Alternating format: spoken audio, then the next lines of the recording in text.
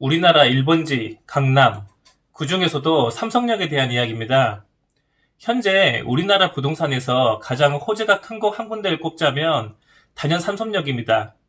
부동산에 조금이라도 관심이 있는 분들은 삼성역이 앞으로 엄청나게 개발된다는 이야기는 충분히 들어보셨을 겁니다. 현대차가 한전 부지를 어마무시하게 비싸게 매입을 해서 사옥을 짓는다던데, 또 뭐 영동대로를 지하화해서 개발한다고 하던데, 어디선가 이게 들어는 봤는데 정확하게 삼성역이 어떻게 개발이 되는지 자세하게는 모르시는 분들도 많을 것 같습니다. 그러면 삼성역이 앞으로 얼마나 좋아지는지 하나하나 뜯어서 이야기해 보겠습니다. 이 영상을 집중해서 시청하시면 어디 가서 삼성역에 대한 이야기가 나와도 대화에 참여할 수 있을 정도는 충분히 되실 테니 끝까지 시청 바랍니다. 삼성역 인근에 현대차 글로벌 비즈니스 센터, 약자로 GBC라고 하죠. 그리고 영동대로 지하 복합개발, 잠실 마이스단지 복합개발 등 서울 강남권에서 총 7조 원의 대규모 개발 사업이 진행이 됩니다. 약 5, 6년 전, 그러니까 2014년 삼성역의 한전 부지를 현대차 그룹이 10조 5,500억 원에 매입을 하면서 개발 계획이 시작이 되었는데 이때 참 온 동네가 떠들썩했습니다. 삼성이 4조 몇천억을 써냈고 현대차가 10조를 넘겨서 썼으니 가격 차이가 나도 이게 너무 심하게 났던 거죠. 지금까지도 한전 부지를 매입한 것에 대해 뭐 잘했냐느니 아니면 투자를 못했냐느니 이런 말들이 많은데 이건 시간이 지나야지 그 결과가 나올 것 같습니다. 저도 사실 돈이 조 단위가 넘어가면 전혀 감흥이 없습니다. 그게 잘한 투자인지 못한 투자인지 그걸 제가 어떻게 평가를 하냐 말입니다. 서울시에서는 삼성역 개발을 크게 묶어서 서울국제교류복합지구라고 이름을 지었습니다. 이 서울국제교류복합지구 내용은 현대차 GBC 개발, 두 번째 영동대로 지하복합개발, 세 번째 잠실 마이스단지 개발, 이렇게 세 가지로 나눌 수 있습니다. 이 사업들이 워낙 대규모 개발 사업이다 보니까 원래 계획보다는 속도가 늦어지고 있는 게 사실입니다. GBC는 국방부와 공군의 비행안전 영향평가가 예상보다 좀 더 장기화되고 영동대로 지하복합개발 역시 KTX 노선 조정 문제 등으로 기본 설계가 원래 계획보다 좀 다소 지연되고 있습니다. 이 거대한 프로젝트의 사업을 말로만 설명을 하면 이게 확 와닿지가 않을 수 있으므로 영상을 먼저 시청하면서 어떤 식으로 개발이 되는지 머릿속으로 그림을 그려보시는 게 좋을 것 같습니다. 지금부터 나오는 영상은 서울시 홈페이지에 서울국제교류복합지구에 대한 영상입니다.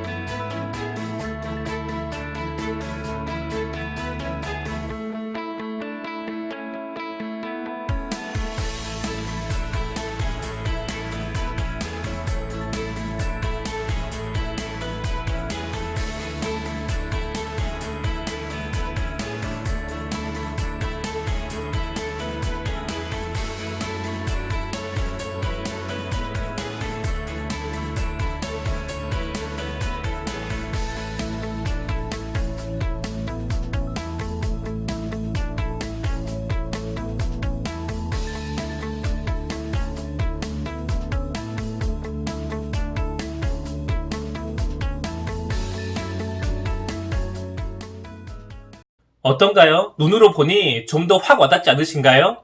삼성역은 강남권 광역복합환승센터 역할을 하게 될 것인데 이 삼성역을 중심으로 6개의 노선과 2개의 지하철 노선, 그리고 광역버스, 택시 등의 하루 60만 명의 인구를 수용할 수 있는 그런 광역복합환승센터로 거듭나게 된다고 합니다.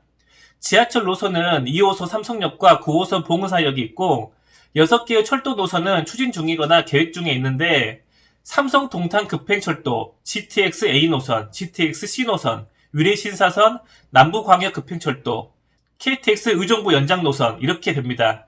이 중 삼성 동탄 급행철도와 GTX는 사실상 동일한 라인으로 봐야 되므로 지금부터는 GTX A 노선으로 통일해서 이야기하도록 하겠습니다. 그러면 사실상 5개 노선으로 봐야겠죠? 철도 노선을 살펴보면 첫 번째는 GTX A 노선으로 현재 공사 중이며 2023년도에 완공 예정입니다.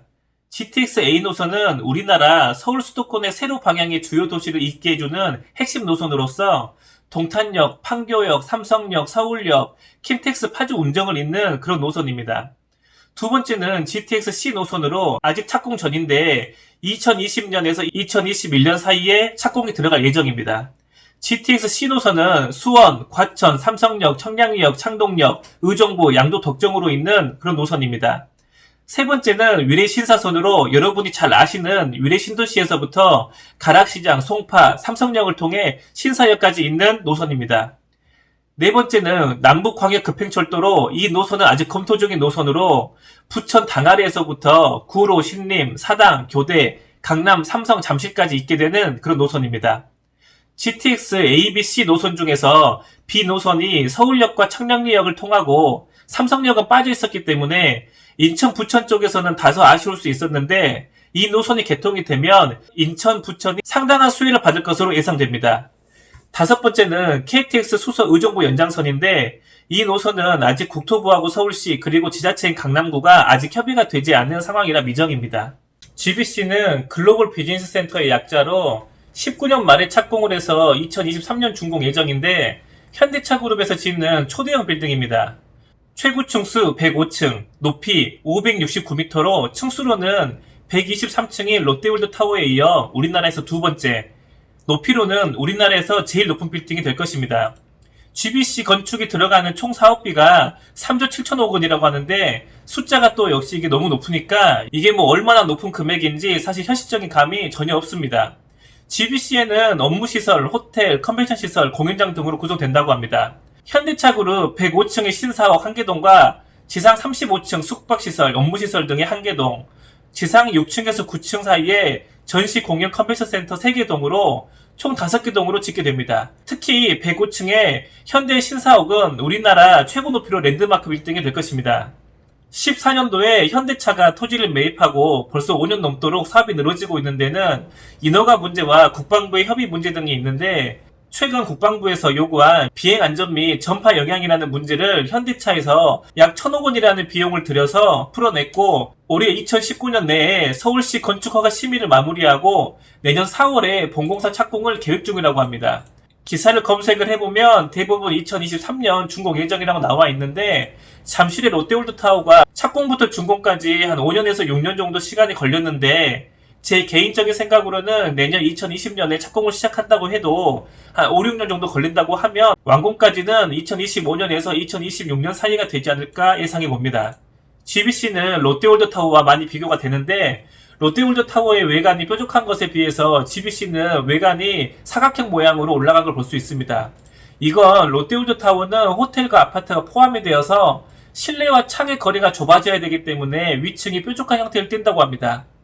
반면 GBC는 빌딩 전체가 오피스 건물이기 때문에 효율이 좋은 사각형 모양으로 올라가게 됩니다. 잠실 지나갈 때마다 왜 롯데월드타워는 상층부를 저렇게 뾰족하게 만들었을까? 저게 신격호 회장의 취향인가? 하는 이런 생각을 했었는데 저도 이번에 자료를 찾다 보니까 이런 이유가 있다는 것을 알게 되었습니다.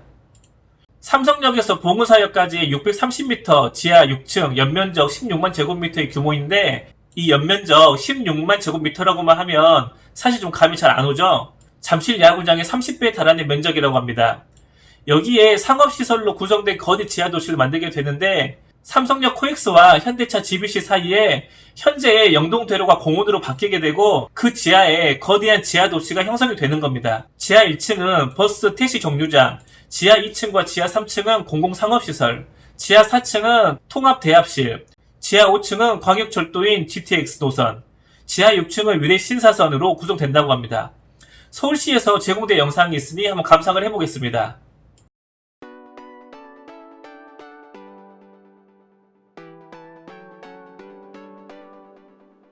지상광장에서 지하 4층까지 자연 채광이 가능하고 보행 동선을 최적화해서 평균 환승거리를 107m로 도보로 1분 51초밖에 걸리지 않게 효율적인 동선을 위한 설계를 짰다고 합니다. 총 사업비는 1조 3천억 원이 들어가는데 이 중에 5천억 원이 현대차 그룹에서 지원된다는데 현대차는 정말 무지막지한 자금을 쏟아붓네요.